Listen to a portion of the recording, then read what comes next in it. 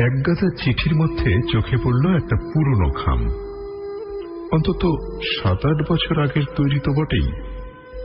খামটার গায়ে কাঁপা কাঁপা হাতে লেখা আমার নাম দেখে রীতিমতো কৌতূহলী হয়ে উঠলুম। তাড়াতাড়ি খামটা খুলে চিঠি পড়তে শুরু করলুম। কাগজটাও ময়লা, নিচে নাম লেখা সুমিত চন্দ্র। খুব পরিচিত মনে হলো নামটা, কিন্তু কিছুতেই মনে করতে পারলুম না সুমিত চন্দ্রের সঙ্গে আমার কবে কোথায় পরিচয় হয়েছিল। ভাবলুম চিঠিটা পড়ি, যদি বোঝা যায়। ভাই মনোজিৎ, নির্বান্ধব অবস্থায় পড়ে আছি বছরের পর বছর। আমি খুব অসুস্থ, সব সময় মাথার যন্ত্রণা হয়। শিমুলতলার এই বিশাল বাড়িটায় থাকার মধ্যে শুধু আমি আর আমার বোন, তাও বোন মৃত্যুশয্যায়। আমার পাশে এই দুর্দিনে কারোর থাকা দরকার, কিন্তু কে থাকবে? হঠাৎ তোমার কথা মনে পড়ে গেল। চিরকালই তুমি ডান পিটে, ভয় ডর বলে তোমার কিছু নেই। তুমি এই সময় আমার পাশে থাকলে আমি অনেকটা নিশ্চিন্ত বোধ করব। আমাকে চিনতে পেরেছ তো? আমি মোটা। এইটুকু পড়েই চিনতে পারলুম সুমিতকে, আমার স্কুলের বন্ধু। আমাদের দুজনের মধ্যে খুব ভাব ছিল। সুমিত ছিল ফর্সা, গোলগাল, নাদুস নুদুস ভালো মানুষ।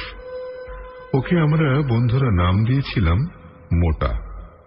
সেই নামেই ও আমাদের কাছে পরিচিত ছিল বলেই সুমিত নামটা চট করে মনে করতে পারিনি। খামটা ভালো করে দেখতে অবাক হয়ে গেলুম। চিঠিটা শিমুলতলা থেকে পোস্ট করা হয়েছে 1 বছর আগে। খামের দামটা বেড়েছে, কিন্তু সেভাবে স্ট্যাম্প দেওয়া হয়নি। ভাবলুম তাই হয়তো পড়েছিল ডাক বিভাগে, তারপর দয়া করে কেউ সেটা পাঠিয়েছে। এতদিনে সুমিতের কি অবস্থা হলো কে জানে। ঠিক করলুম কালই রওনা হব। ক্ষতি কি, বন্ধুর উপকারও করা হবে, বেড়ানোও হবে। কদিনের ছুটি নিয়ে যাত্রা করলুম শিমুলতলার দিকে।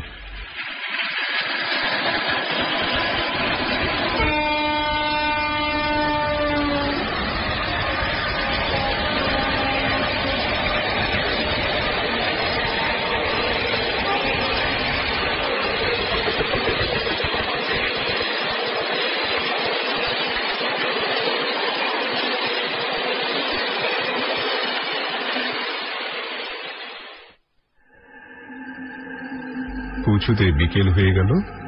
চিঠির তলায় ঠিকানা ছিল। স্টেশনে নেমে একটা রিক্সাওয়ালাকে ঠিকানাটা বলতেই সে কেমন করে যেন আমার দিকে তাকালো, তারপর বলল, ওই যে বাবু, অটো দাঁড়িয়ে আছে, ওদেরকে বলুন। অগত্যা অটো ধরে নির্দিষ্ট স্থানে পৌঁছলুম যখন, তখন প্রায় সন্ধে হয়। অটো থেকে নেমে সুটকেসটা হাতে নিয়ে ভাড়া চুকিয়ে দিল। অটো চলে গেল। আমি দেখলুম আমার সামনে এক বিশাল বাড়ি।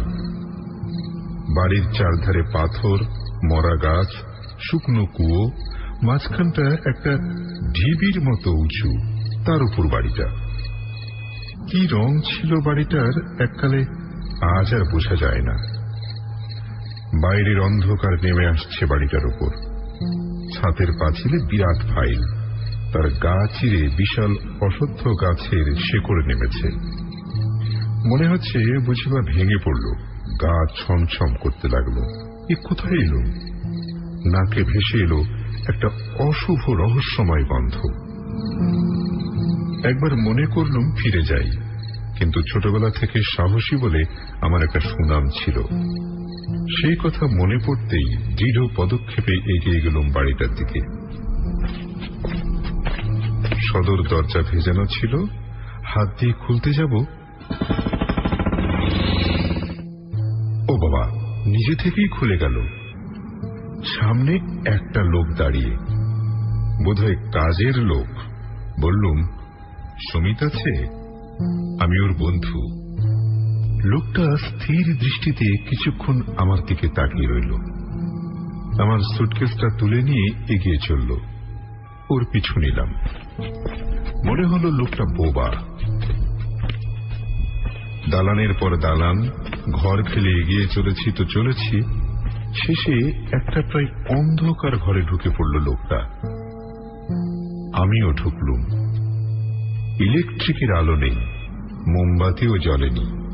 দেখলুম একটা ইজি চেয়ারের উপর একটা মানুষের দেহ। এতক্ষণে চোখটা অন্ধকারে শুয়ে গেছে। দেখলুম চেয়ারের গায়ে হেলান দিয়ে শুয়ে আছে একটা কঙ্কালসার দেহ। এই কি সুমিত! সেই কঙ্কালসার দেহে ঠোঁটটা নড়ে উঠল।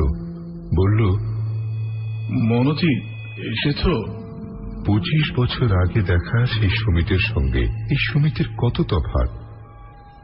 সমস্ত চুল উঠে গেছে, চোখের কোল ঢুকে গেছে, সেই ফুলো গাল ভেঙে ঢুকে গেছে গর্ত তৈরি করে।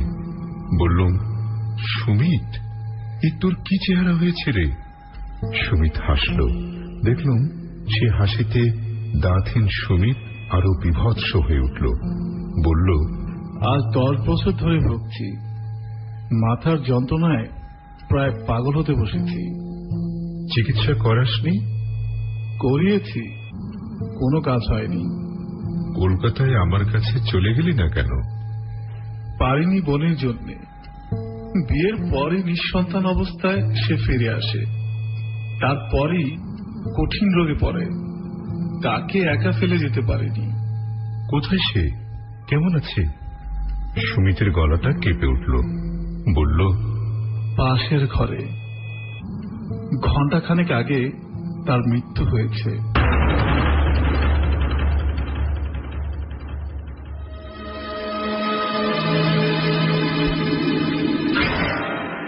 গায়ের মধ্যে শিরশির করে উঠল।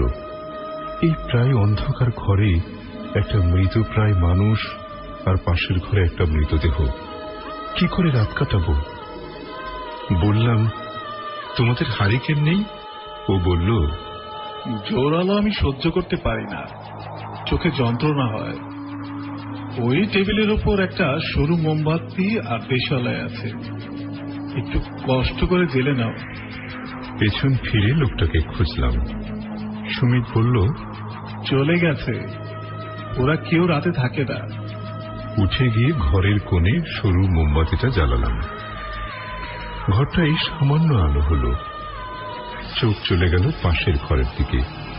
সেই ক্ষীণ আলোতে পরিষ্কার দেখা গেল পাশের ঘরের খাটের উপর সাদা চাদর ঢাকা একটা দেহ। বললাম, সৎকার করতে হবে তো। সুমিত বলল, কাল সকালের আগে হবে না, এত রাতে লোকজন পাবো কোথায়? তুমি যাও, হাত মুখ ধুয়ে কাপড় জামা ছেড়ে ওই টেবিলে খাবার ঢাকা আছে, খেয়ে নাও। বললাম, তুই খাবি না? ও বলল, আমার হজম হয় না বলে ডাক্তার বিকেলের মধ্যে খেয়ে নিতে বলেছে। আমার খাওয়া হয়ে গেছে, তুমি খেয়ে নাও।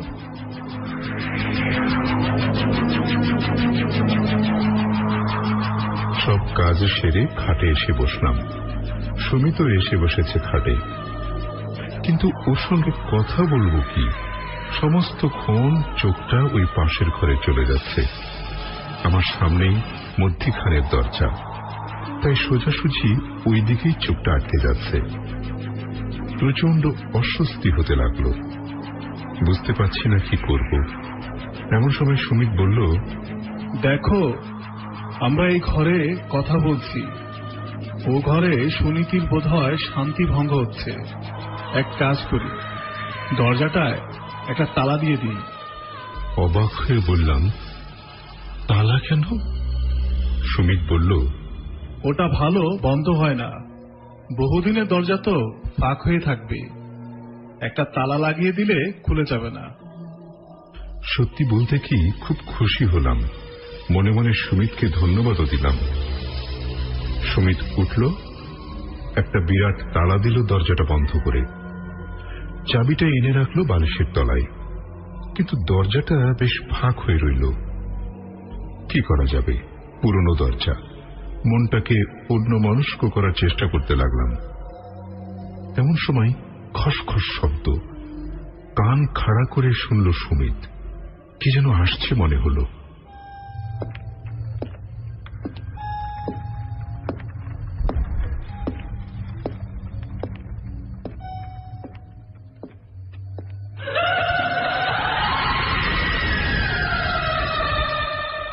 সুমিত তড়িৎ বেগে উঠে দাঁড়ালো খাট থেকে নেমে। পাশের ঘরের দিকে দৃষ্টি পড়তে আমার হৃৎপিণ্ড বন্ধ হবার উপক্রম ঘটল। পরিষ্কার দেখলাম সাদা চাদরে ঢাকা সুনীতির মৃতদেহটা খুব ধীরে ধীরে এগিয়ে আসছে বন্ধ দরজার দিকে।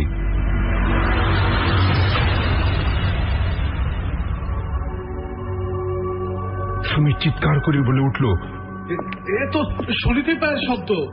এই শব্দ আমি চিনি, সে আসছে। আমি জানতুম সে আসবে, তাই তো দরজাটা বন্ধ করে রেখেছি।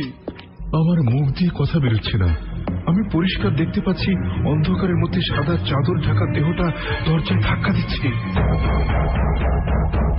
সুমিত পাগলের মতো ছুটে বেড়াচ্ছে ঘরের মধ্যে, বলছে, সুনীত, কালই আমি তোমার সৎকার করব, বোন একটু শান্ত হও। আমি খাটের পেছনে নেমে দাঁড়িয়েছি, পালাতে চাইছি, পা দুটো আটকে গেছে ভারী হয়ে, দাঁড়াতে পারছি না। সুনীতি ক্রমাগত দরজা নাড়াচ্ছে।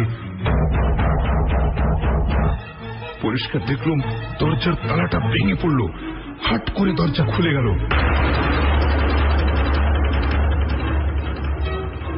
দমকা বাতাসে নিভন্ত মোমবাতি দপদপ করে নিভে গেল।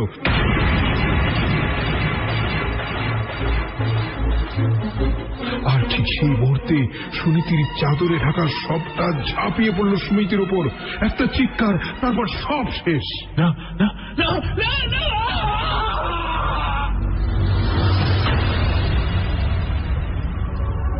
ততক্ষণে ঘরের দরজা খুলে আমি ছুটতে আরম্ভ করেছি।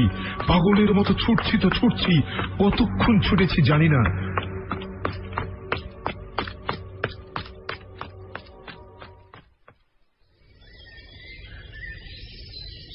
দিনের আলো চোখে পড়তে জ্ঞান এলো। দেখলুম একটা বড় মাঠের মধ্যে আমি একা শুয়ে আছি। বুঝতে পারলাম এখানেই কালকে অটোটা আমাকে নামিয়ে দিয়েছিল। পাশে সুটকেসটাও পড়ে আছে। সামনের দিকে তাকিয়ে দেখি সেই বিশাল বাড়িটা আর নেই, তার বদলে পড়ে আছে ইট কাঠ পাথরের বিরাট ধ্বংসস্তূপ।